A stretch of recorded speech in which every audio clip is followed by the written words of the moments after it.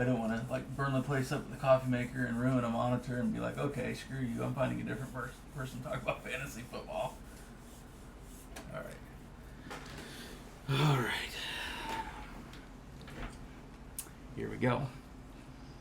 Hey, everybody. Welcome to FFB from the 50. I'm your host, Dan Amsler. Nah. You did that wrong. I'm Dan Amsler. Folks, welcome to another episode of FFB from the 50. Tonight I am joined for this fireside chat with none other than the man, the myth, the legend, Mr. JDP himself. On this side of the camera. Now, we're going to have some fun with week 3. Okay. I just, somehow or another, something went wrong with the Matrix, guys. We had a glitch. So, week 3, I'm going to try not to laugh while we go through this. All right, so week 3, we only had five wide receivers make the top 10 in week 3. Now, that's still half the field. We had 4 running backs and 1 tight end. All right. So week 3, folks, in order. I want you to tell me if this is a surprise. Number 1 score for flex purposes. Devontae Smith. Now that hurts, now that we know he is a competent passer, it's not as big of a surprise. It's still a surprise, though. Yeah, because I really thought that offense was going to run through A.J. Brown from the passing attack and run the ball. But we got to do this. You ready? Uh-oh. Adam. Devontae Smith. You started him week 1 over DK Metcalf. You took crap. Hey, Adam. Devontae Smith, number 1 scorer, flex eligible, week 3, PPR leagues. You weren't off your rocker. He just had a bad week 1. Yeah. You're not off your rocker. Didn't he release him, though? He did in 1 league. I think he told me he released him in 1, but he was able to go right back out and pick him up. Okay. So he did. I don't think he lost him. He didn't Redeemed lose him. himself. Redemption. Okay. Redemption. All right, but Devontae Smith, talent's there. To me, it's a surprise. He's not one of those wide receivers I thought would ever crack the top 10 overall. We're not talking top 10 wide receivers. We're talking. Yeah, it is a surprise. All right. Hey, how about number 2? Mac Hollins. Not surprised at all. Mac who? Mac Hollins. Who's that? Well, no offense, Mac Hollins, because I'm sure you watch this show too. Dude, you don't know about Mac Hollins? I know all about Mac Hollins. Mac and I are friends. You know what college Mac Hollins went to? Not a clue, Joe. Come on. Not a clue. Everybody knows this. He's a Tar Heel. Everybody knows that he's a Tar Heel? Yeah. He's, you don't know he's from Rockville, Maryland? Yeah, you didn't know this? Yeah, we cheat, folks. We've got our computers up in front of us. I can do that, too. Yeah, he played most of special teams, and as a reserve wide receiver, he finished the regular season with 9 tackles and recovered a fumble against Duke his freshman year. Nice. That's all But you know what's interesting is he's actually had a couple good games. He's actually performed pretty well. So, I mean, he's somebody we might have to keep an eye on. Now, I will say week 3, Hunter Renfrow was out, so wait a minute. Am I even thinking of the right team? Who's this guy? Yeah, I think it's the Raiders. Not Oakland, though.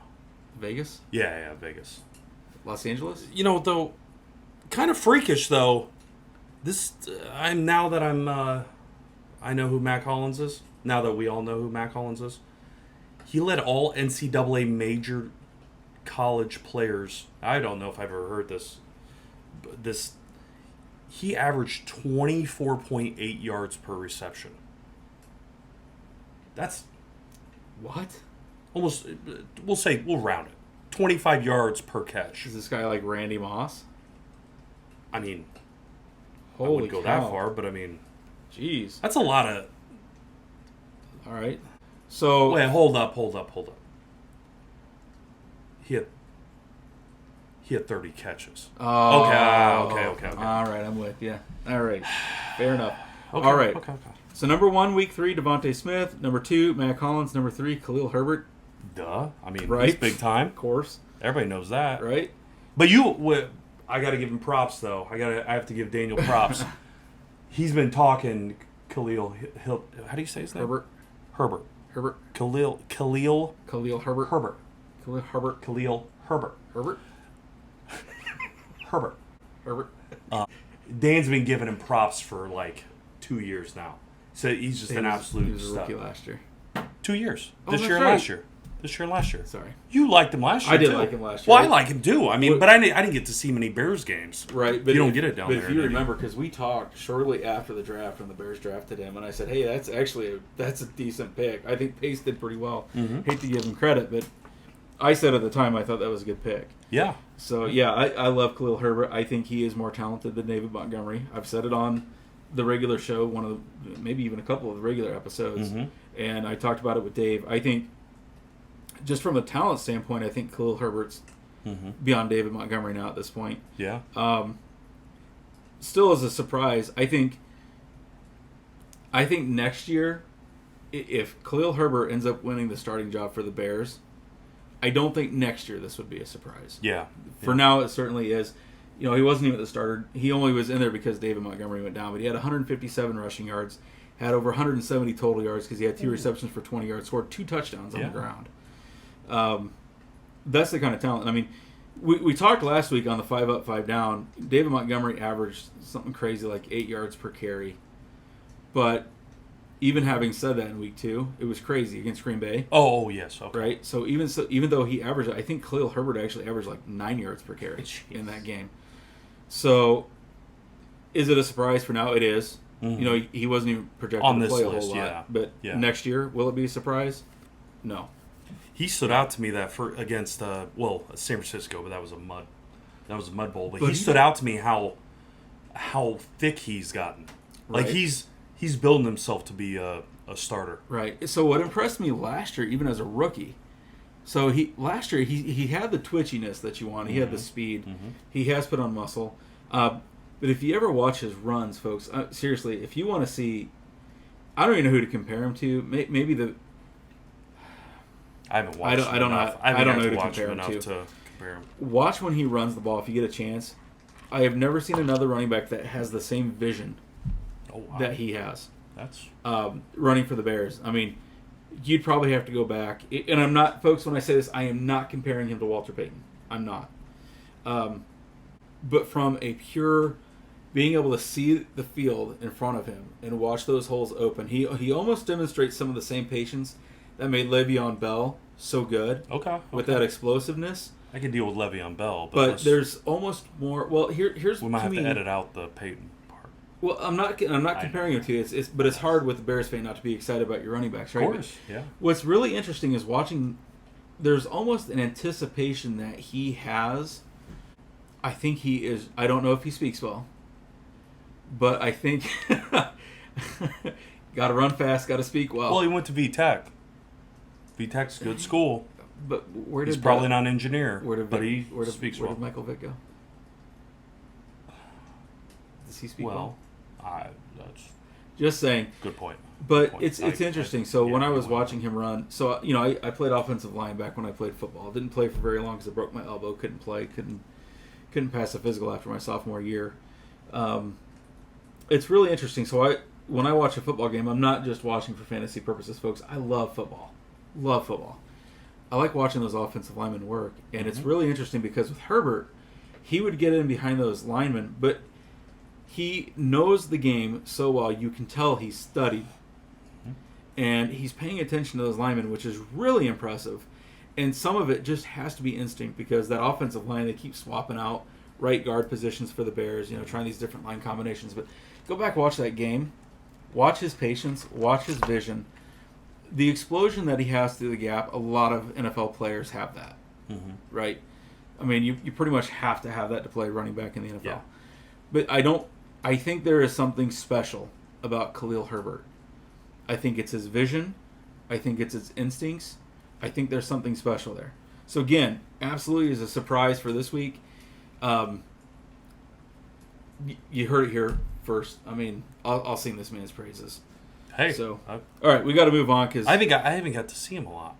Right. You know, last year I didn't get to watch I only got to watch 2 Bears games.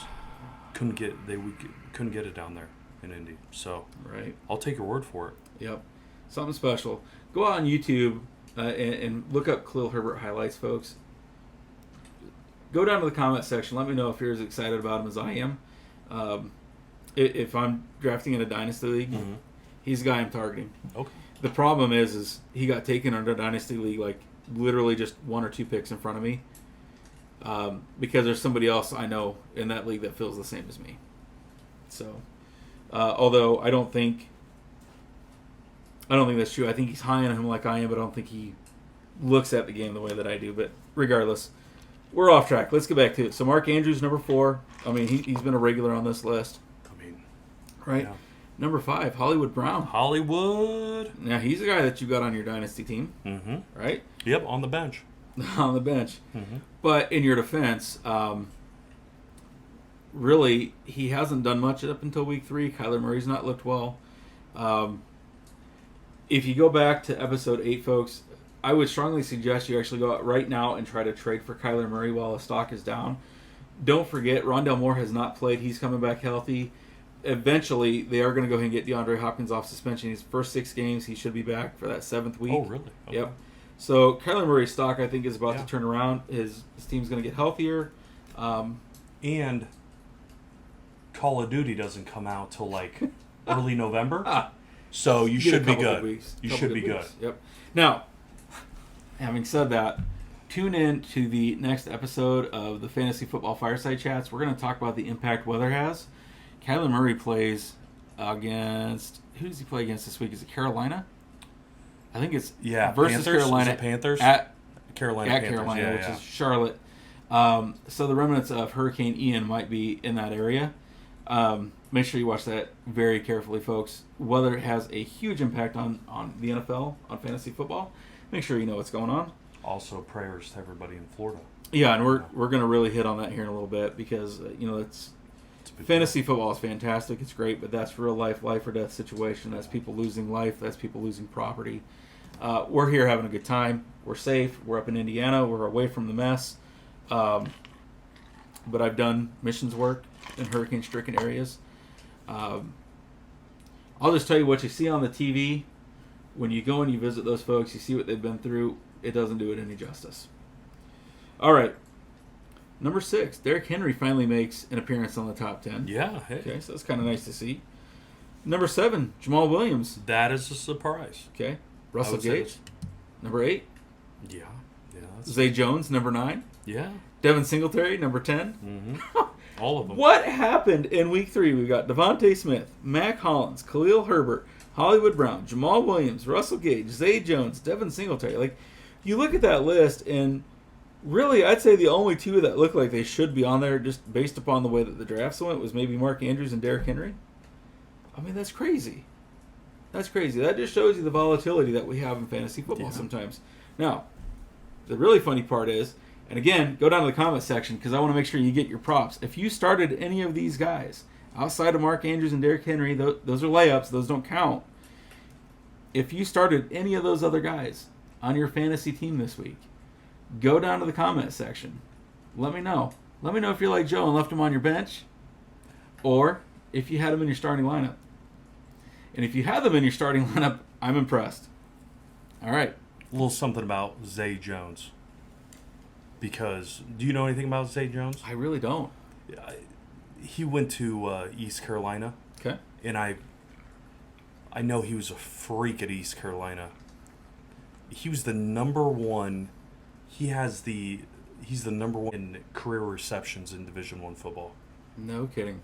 Had 399 receptions at the time. But he had the most catches in any one season.